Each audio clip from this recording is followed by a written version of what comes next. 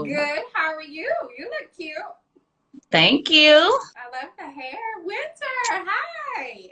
How are you? It is so good to see you outside of just the still pictures. I know. Because the last time we saw each other was at my going away dinner in That's Houston. right. And at Yep. that time, you were also considering a move to LA. Yes. But now we can see you every Friday on Ready to Love. Winter, I'm so Yeah. excited for you. Thank you for talking to us today. Thank you. Thank you so much. Yes, I was ready to run to LA with you. I was like, I'm gonna be there. Give me 6 months. Yes, that's what you said. Yes. Yeah, but God had other plans for the immediate, but who knows? I still may end up in LA. We'll see. You're still coming. You're still coming. You're still coming. I know you are. This has been a year of discovery, right? And as we wind down, Thanksgiving is next week. Christmas is a few weeks from now. I have to ask, because we're looking ahead to 2021. What did you envision for yourself for this year that you did accomplish, or something that you envisioned for yourself and it didn't happen? Oh, that's a good question.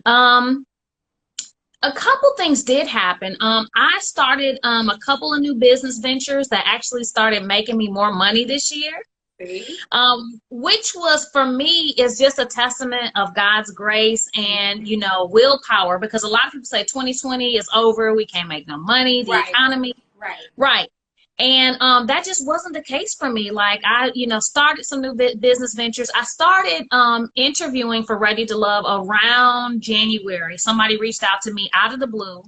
And so after I started the interview process, I was like, this is something I want to do. And that happened. Wow. So, those two things have really made this a great year for me, in spite of, this not being the best year overall for the world. Right.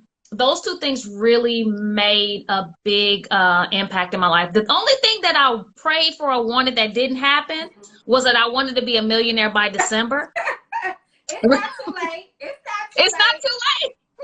I still got a week. God is gonna do in these next few weeks. So there you go. There you go. Share a little bit of that with me too. Share a little bit of that with your sister. Right. I'll send you a nice love offering. Yes. Before we get into all things Ready to Love, I want to go back, because you're originally from Grand Rapids, right?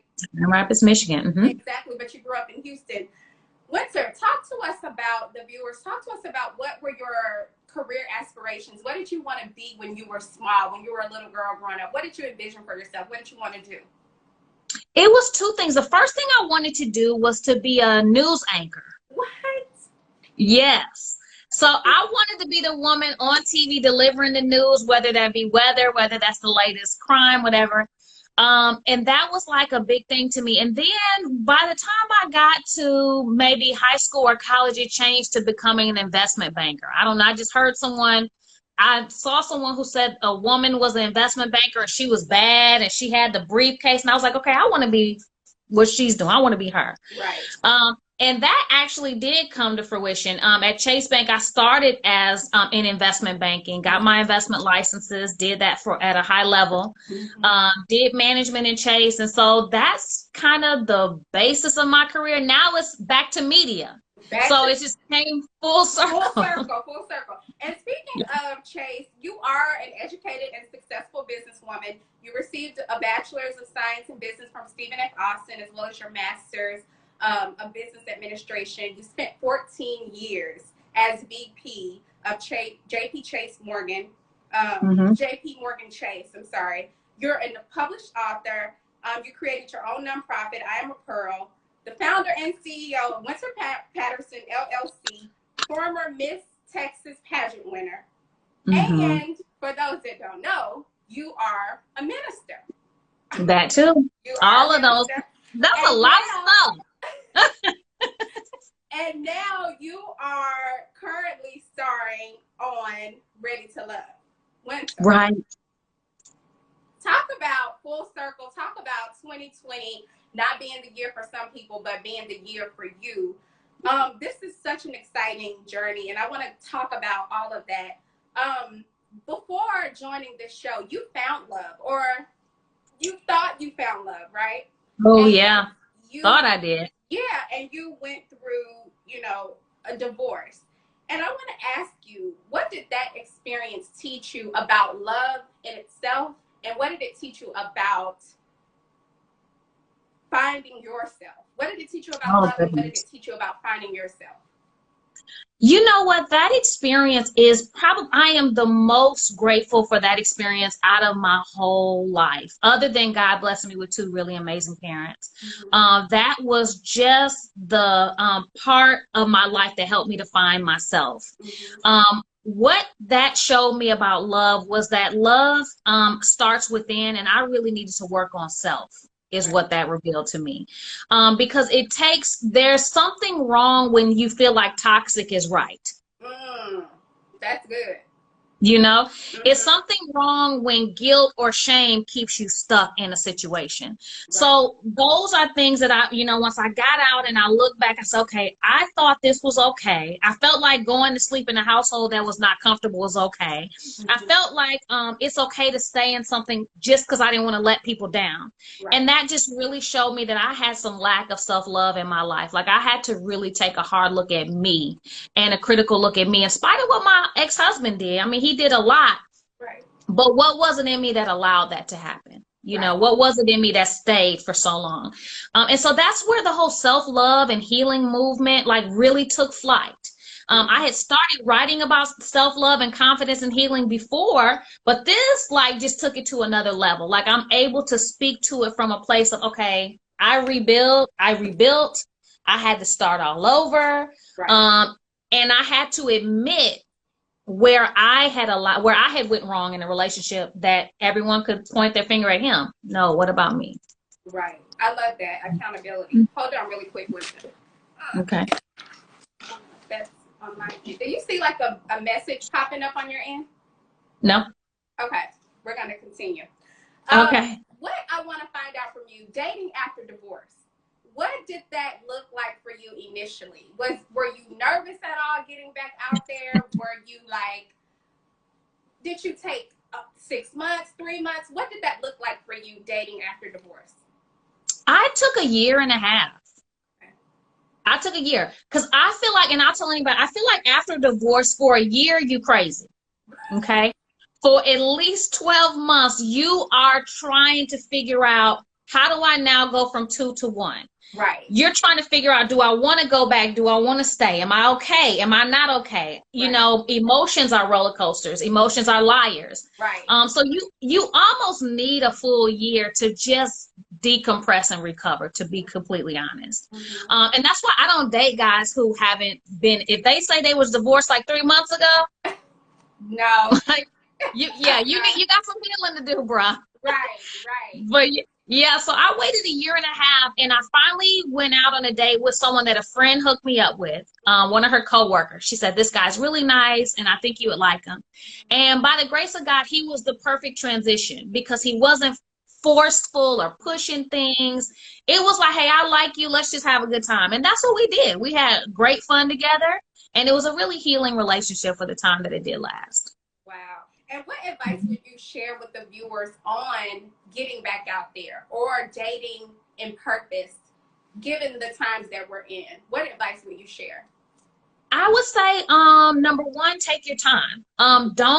You don't have to, if you've gone through a divorce or even just a bad breakup, you don't have to, validate like, I'm okay, I'm with someone else. Like that's really kind of unhealthy, and that's a toxic way of thinking. You should probably take your time. And then the second thing is like really live in the moment. I find women who start dating, and the immediate thing is like, okay, let's get married. Is he gonna be the one? Do he got this? Do he got that? Like, how about just enjoy the company of this person? See if you even like them enough to continue that far. Exactly. Before you start checking off boxes and Xing them off, Wow. That's what I think. That's good. That's good. So let's get into Ready to Love in this orange dress. So The Last Resort, Ready to Love, The Last Resort premiered on October 23rd. And honey, you walked out there with this orange dress. I think Jay said you were giving him Halle hair, honey. And, you know, I used to style you. So this is a different avenue for you that I'm seeing you in, but I'm here for it. And I have to ask you, whose idea was it for you to do the orange dress? Such a bold choice for you. You know what? I had been told that orange was my color for years. You know, I guess because of low lights, highlights, my hair, I don't know. For years, people would always say orange is your color. And so I knew when the mixer came, I said, I want to wear orange. I just knew, I was like, I want to wear orange. And I was looking, and I ran across that dress, and I knew, I was like, this is the one. I didn't hesitate. I bought it. I prayed. I said, Lord, please let this fit. And it fit like a glove, but I knew I wanted to wear orange. I love orange. I think orange is such a creative and fun and bold, bright color. And hey, it worked for me. You killed it. You killed it. Wynter, I'm not sure if our live is stopped because I don't see the people anymore. I see them. It says it's still people in the room. Okay, y'all, if y'all are there, put your hearts or comments so we know you're still there. Okay. There they go. Okay, good. So, so Wynter, tell me, when you walked out, and then also Ready to Love is normally in Atlanta, so this year it's different because you guys are on a resort and you guys are like quarantined, if you will. That's different than the previous seasons. What did you think of the guys? Was there anyone in particular who caught your eye, who you like zoned in on, like, okay, I think he's maybe the one? Girl, I thought all 10 of them looked good. I was like, yes. Like, I thought all of them were really good. But what was true to form, you know, reality shows are super edited, but it was true to form that Calfani was the first guy that walked up to me when I walked out. Right. And we started talking about working out, and that was like a really cool and instant connection. So that was actually true to form. Like, as soon as I walked out, he walked right up to me and we went off and started having conversations. So, you know, I liked what I saw in all of them. All of them were good looking guys. Did you see? It was no fat, you know, nobody. Everybody's buff. Everybody worked out, and then KG, he just don't wear shirt. I mean, he just keeps his shirt open. I said, well, okay.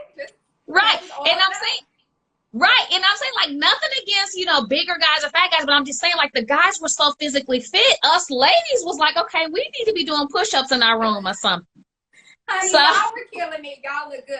Speaking of edited, and you saying that, you know, the shows can be super edited, were you guys ever put in situations that were like forced? Was there any, what can you tell us? Okay. You know what? I can tell you that the show, you're going to get real reactions from people. Like, we were in a very crazy environment, dating each other. So you're going to see some real reactions, some real conversations, some real feelings getting hurt. So yeah, you're going to see a little bit of all of that. Like, I feel like, you get some real stuff. You're going to see some real stuff. Okay, I get that. You can't tell us too much. Was it difficult at all dating on camera? Like, with camera in your face, trying to have a, you know, dialogue with someone and trying to connect with them, and the camera's right there. Was that uncomfortable, or did you get used to it after a while? You kind of get used to it. I'm laughing at some of the comments in here. But no, you actually kind of get used to it because there are cameras with you all day, every day. So you know, you just kind of know that. For me, it's like, okay, I know I want to have a conversation with this guy, and I just know the cameras will be there. So, hey, here it is. It is what it is. Right. So you don't forget the cameras are there, but you kind of adjust to it. Now, what you do forget is the microphone sometimes. Yeah. That you forget. But you kind of just get comfortable with it. There's always going to be a camera around, and hey, I'm going to say what I got to say because I don't have any other choice. Right. And Wynter, did you guys tape during the pandemic? Was this taped this summer or this year, or was it taped? This was this year, yeah. And what we did because of the pandemic, which, you know, was we had to take serious precautions. We were tested very often. Okay. And that's another reason why we were on this resort, because we're in, you know, kind of a bubble, a very sterile environment where no one is coming in, no one is going out. Once you get there, you can't leave. Right. Until, you know, whatever happens on the show. So it was a very sterile environment. They took very good precautions to keep us safe, and I'm really happy that I did it. That's good. Did you receive any pushback, like from people, from friends, you know, coming from the church community or coming from, you know, friends and family about you doing a show like this? Because, you know, the reality shows can be subjected to negativity, especially when it comes to Black people and how we're portrayed on camera. Did you receive any backlash? I didn't. I don't think, you know, I don't know. People don't really approach me like that. Okay. You know what I'm saying? Like, I don't have a lot of people that are comfortable enough to tell me what I need to do and what I shouldn't do. You know, by the grace of God, I don't have nobody that's like that in my life. Right. My parents were absolutely supportive. They know, and they also like the fact that it's on the OWN network. So, you know, you're going to get a higher level of quality. Exactly. It's not going to be ratchet. So no, my family, my friends supported me. Nobody said anything negative. And, you know, I don't regret anything about the experience. Do you think shows like A Ready to Love, you know, we hear talk all the time about like Real Housewives of Atlanta and those type of shows. Do you feel like it's a true depiction or representation of dating within the Black community? It's somewhat. Now, I do like the fact that they really, on our show, they really cast, you know, 30 and up successful people who have things going for them. Right. And I think that's a good representation of Black excellence, to see these people who have accomplished things, who, you know, just happen to be single and are ready to find love. Right. I saw last week's episode where there was this interaction with you and Jay. There's some things going on with you and Jay, and I want to talk a little bit about that later. But I wanted to find out from you, were there any moments within the show in which you were triggered or emotions were triggered and you know, became emotional, where you had to confront like emotions that you have or that you had been dealing with and they've now come up because they've been triggered? Did you ever experience any moments like that throughout filming? Oh yeah. I think we all, like, I don't think you could have come out of that experience not triggered in some way. Both the men and women, because it's one thing, and then shout out to Najalan. I see you commenting, you got me cracking up over here. So it's you're dating people and you're seeing them date other people. And then, you know, the human communication is flawed, and, you know, you're in this environment. So I think everybody, you can't do this experience and not learn things about yourself and not have something that triggers an emotion in you. So absolutely, like, yeah, I was determined to be authentic on this show. That was my thing. Like, I'm going to be myself. I'm going to be who I am, love it or leave it, like it or not. And as a result of that, you know, I wore my heart on my sleeve a few times, and you may witness that. Right. And you have to be vulnerable, right? And just allow yourself to be. And speaking of learning from this experience, what did you discover about relationships now? Like, now after, you know, going through the divorce, you dated, but now you're dating in this experience. What did you discover that you didn't know before about relationships? That, okay, without saying too much, I discovered, and you already have seen this in the episodes if you watched up until now, it is possible to like two people at the same time. Right, it is. And I never thought that. I was like, oh no, you know, how are these people doing it? But it is possible to have an interest in two different people at once. And, you know, that interest, like, not be married and have somebody. Now, clarify for the folks. Yeah, no, right. Not once you have stood before God and made a promise. Not that. No, I mean, as a single person weighing options is what I mean. Right. As a single person, because if you marry, you shouldn't be, you don't have no more options to weigh. Preach, preacher. Okay. But as a single person weighing options, you can, you can like more than one person at once. And that was something that was different because you see me on one episode, I'm like, Anthony, okay, you looking good. Then you see, what did you mention the episode with Jay? And then you also see, me interacting with other people. So it's, that was all new to me. Okay. Do you think that it's possible to find love on a show like this? Like real lasting love? Absolutely. Absolutely. Like if you got two people where their chemistry is right and they like each other, like why not? Just because the cameras are there doesn't change who I am, who you are, how we connect, how we vibe. Like I am 100% of the belief that you could find love on the show. Did you find love on the show? Listen, I don't know. I'm watching every week hoping, like, did I? I don't know. Wynter, you're not right. You're not right. You are not right. You're not right. So we'll have to continue watching to find out. But tomorrow's episode, who do you think is going home? Alicia, Denise, what do you think is going to happen? Well, what do you know? You know what's going to happen. What can you tell us about tomorrow? I know. Oh, okay. I'll tell you this secret. Tell us a secret. 2 women will go home at the end of the episode. Okay. That's what y'all already know. Tommy told y'all that last week. I can't.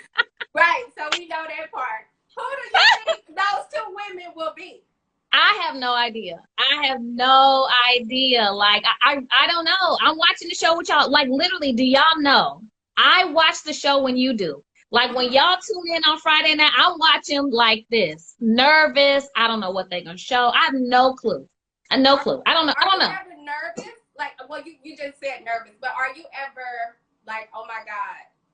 All day. Prepping your mom or prepping like, okay, I don't know what this show is gonna be, this episode is gonna be, but beware. Do you have to do that?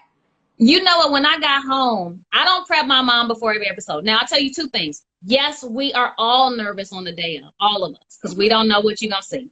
I told my whole family when I got back, I said, look, I dropped some F-bombs. I said some things, and I exaggerated, of course. But I told my family, I sent out this crazy mass text like, look, it is what it is. And my family was like, yes, we so excited. That's like the Black family. I'm like, okay, yeah. Yeah, they like, shoot, do the dang thing, They're just happy. We all are so happy for you. I'm so excited. You've already shared with us some advice. Wynter, what's next for you? I know you're working on your 3rd book. What can you tell us about the book, and when can we expect it out, and where can we buy it? So my newest book will be about self-love. It is pretty much just breaking down like self-love, what it is, and because I think there's a lot of misconceptions. Like I think people believe that self-love is like this state of confidence that you arrive at and you stay there, but it's not. Like self-love is up and down. It is a constant process of reinventing yourself. It is a constant process of setting boundaries, of forgiving people, of forgiving yourself, of, reaffirming yourself. So I really want to teach some principles, because if we get that down, we can heal and bounce back through anything.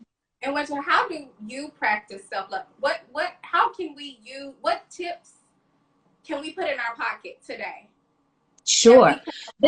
To help us get to that point? What can we do? Very good question.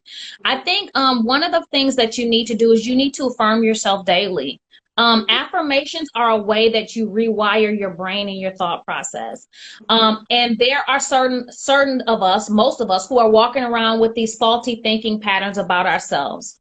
Or we have a situation that that has us thinking a certain way. Maybe there's guilt there, there's some shame there.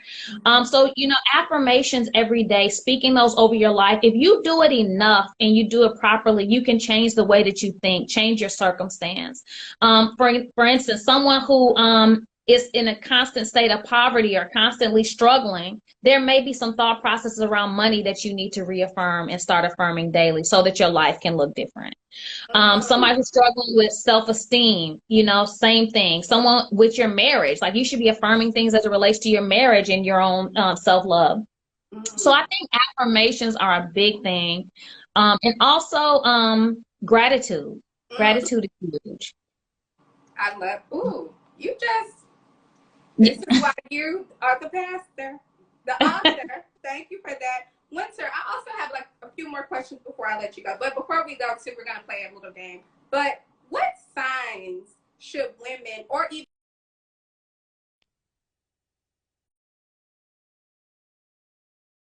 about that? We had That's okay. In our ear. Okay. What signs should a woman or a man look for in a toxic relationship? Oh, I think, you know, one thing to look for is how do you feel? Like, do you feel pain and frustration going home every day? Not to say you won't go through rough patches, because there are going to be some days where you really don't want to deal with your partner. But if it's to the point where you don't have any peace in the relationship, for example, when I was married, when I would drive home from work, all of this would start to hurt. My whole neck would just get stiff and sore driving home. And my body was having a physical reaction to the stress that I was getting ready to walk in through my door to. Wow. So you just have to pay attention. How are you feeling? Do you feel low? Are you crying all the time? You know, are you only happy when you away from home and amongst other people?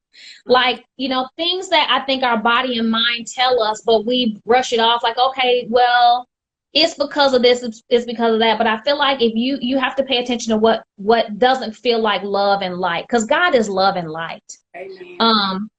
And so if you're in a situation where there's no love and no light and you are stressed and hurting and in pain, like it's time to really reevaluate the situation and make some serious changes.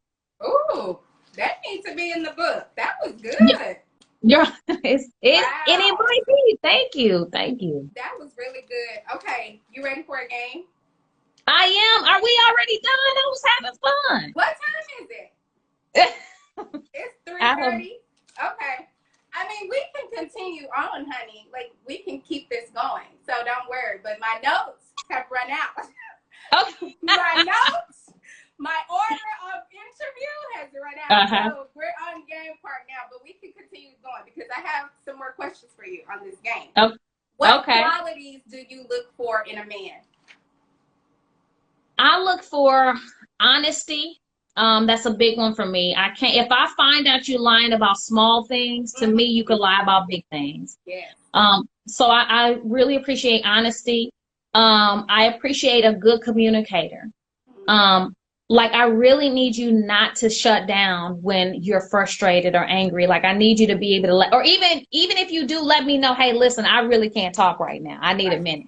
Right. You know, so good communicator. Very good sense of humor because I love to laugh. I don't take myself seriously at all. So I need somebody else that's gonna laugh and have a good time with me. I like abs. I like plenty on this show. So. I like abs. Yes, I like good communicator, good sense of humor. Hey, David from the show. Good to see you, David from Ready to Love. Abs, respectful, and someone who is ambitious. Like I need to know that you on your hustle every day to do big things and you got big goals and big dreams because I'm gonna keep pressing and I need you to be right there with me pressing too. I love it. Top 3 deal breakers. Liars, cheapskates, and man boobs. Oh, wait. Yo, don't kill me. I don't like, because I'm like, you can be a heavier guy, but just don't have, because I already got, you know. Okay. I got enough for 2. Already. I got this, sis. No man boobs. No. Got you. You can't be cheap. You can't lie. You can't have the boobs. You can have a stomach, though. A little stomach? A little, yeah. People are like going crazy. Okay. Calfani or Jay? You said you want to keep going. We still going. You know what? Both of those guys are so amazing. Both of those guys are really, I like them because they're both really intelligent and they also are very attractive. So who wouldn't want either one of them? I have to ask, this isn't in my notes. This is off the cuff. But when you said that you didn't want to interfere with Jay because of Joy, that's big of you, because you guys are on the show too, you know. But then I saw some people were claiming like, this is my man already out the gate. Like, how did that work for you? Like, do we continue to see that evolve in a way? Like, how did that work? I don't know. But what I will tell you, what I will say is a lot of people, and I don't read the blogs because I can't, like, I can't, because people are making a big opinion based on a very limited amount of information, right? Right. So I don't watch the blogs, but I did run across a couple where people sent me, where people like, why is Wynter backing off? She did, this a love show, she need to do what she got to do, right? A lot of people were like not really feeling me being, torn like that. So I don't know what happens, I don't know. I think it speaks to the nature of who I am. Like I really don't, I don't like to be confrontational or cause conflict if I don't have to. Right. You don't. Yeah. But that's good girl code. But she wasn't your friend at that time. At least I don't think she was. But that was good. Okay. Moving along. So which one, Calfani or Jay? You have to pick. I can't. They're both so great.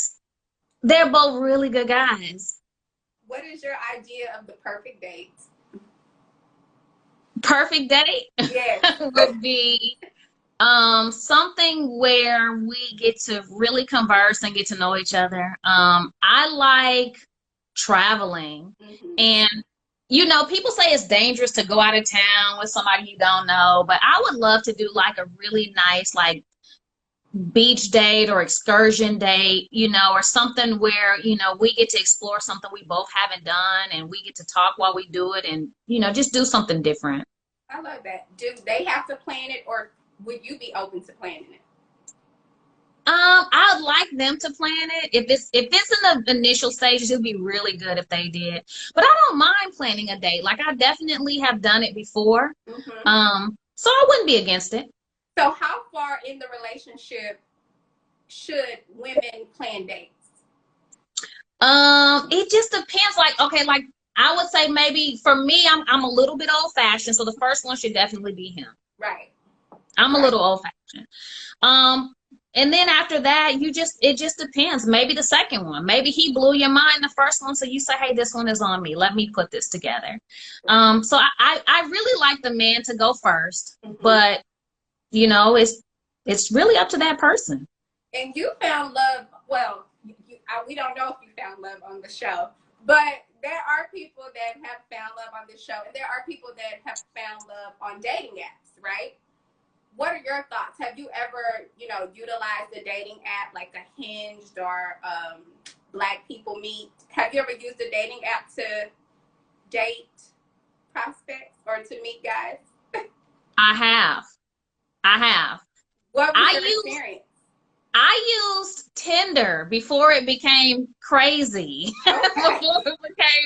I used Tinder, and I had and it was a while back, and it was fun. I went on a couple dates. Nothing lasting came from it.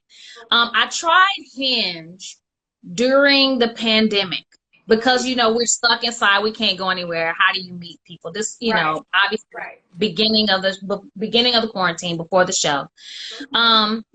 And I couldn't keep up with so many messages coming every day. So I deleted the app. I was like, I can't. It's too many people. I can't remember who I'm talking to. I don't even want to deal with this. So I'm not a good dating app person. I don't think. I don't think I have the patience for it. Would you recommend people, like, if this opportunity presented itself for somebody, would you recommend them taking up the opportunity to go on a show like this, Ready to Love, to meet someone? Sure. Absolutely. Ready to Love is such a classy and well done show. And as I stated, I can really speak very highly of my cast members. They really are some great people. Like you see my boy David in here supporting me. Yeah. Love you, David. He's so cute. So, but yeah, I think why not? Like it's a good show, good people. You're dealing with grown people, and you could actually meet a really great guy or girl. Somebody said I suck at dating apps. So that's David. So David. Okay. David said okay. Well, I was gonna ask another question, but I know I'm not gonna get the answer to that. Do you believe in the concept of soulmates? Absolutely, but I believe it a little differently. Okay. I think you have several soulmates in your life. Okay. And a soulmate to me is someone that is specifically designed in your life for a specific time to help change your life in whatever way, positively. Somebody that comes in and destroys everything, I don't know if that would be considered a soulmate. But I feel like there are people, I said no. Yeah. But I feel like there are some relationships that were absolutely destined in my life, and I think in the life of many, that you could say, I know God designed it. I know that was for this specific point in time, whether it went to marriage or not. But there are several that we meet. Right. I love that. When you look in the mirror, what do you see? I see a person who is very confident, very driven, very much in love with the God that lives in me, very much working to improve every day. I am not a person who has arrived. Like I always look at myself like, Wynter, why did you say that? Why did you do that? Why Same. So I haven't arrived at this point of, perfection, but I am a person that is totally committed to trying to help everyone live their best life, no matter what that looks like. Like I dedicate my life to making sure that everyone gets to experience the joy of God and the belief and self-love that I've experienced in the last 2 or 3 years. I love it. And tell the people who have not watched why they should be tuning in on Fridays on OWN to watch Ready to Love. Why should they be watching? Yeah, listen, if you guys want to see Black love at the highest level displayed, you should be watching Ready to Love Friday nights at 8 p.m. You are going to laugh. And you're going to see something. I feel like if you watch the show, you're going to identify with each person in some way. Hey, look, Cal Fani is on here. We were just talking about you. About you, Cal.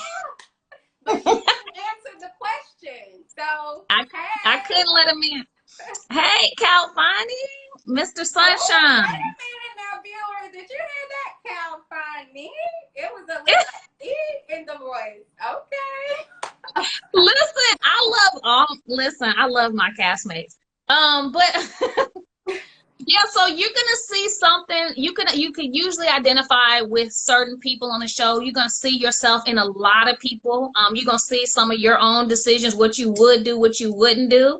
And it's just a beautiful display of Black excellence. So yes, tune in. And Black love, we love it. Wynter, thank you so much for talking to us today. You are my friend. So look, full disclaimer, you are my friend. I know you. This is my first interview with someone that is my dear friend. So I'm super proud of you. Congratulations on everything that you have going on. I'm supporting you and I root for everything that you do. So I can't wait to find out if it's Cal Fani or Jay. I didn't. That is so fun. Girl, I'm looking to find out too.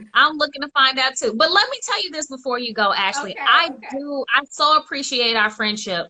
And what I'll never forget is when we first met and you came to style me, you came in and we were talking, you start calling me Wyn immediately. Yeah. Do you remember? And I was like, okay. I said, well, I guess this is really my friend because she done already gave me a nickname in 2 minutes. I did. And you still are Wyn. Look, I always said it for the nature of this interview, but you're still Wyn. And I love you and I'm proud of you. Thank you. Love you too. I appreciate you. Yes, so we'll be tuning in tomorrow and every Friday from here on out to see, because I don't get no tea. You're not giving me no tea, so I got to, tune in to find out. You got to watch the show. Gotta watch the show. Thank you so much, my dear. Love you. Thank you. Love you. Where is the buzz? Oh, yeah. Where is the buzz? You said was mine. Oh, mine. where is the buzz?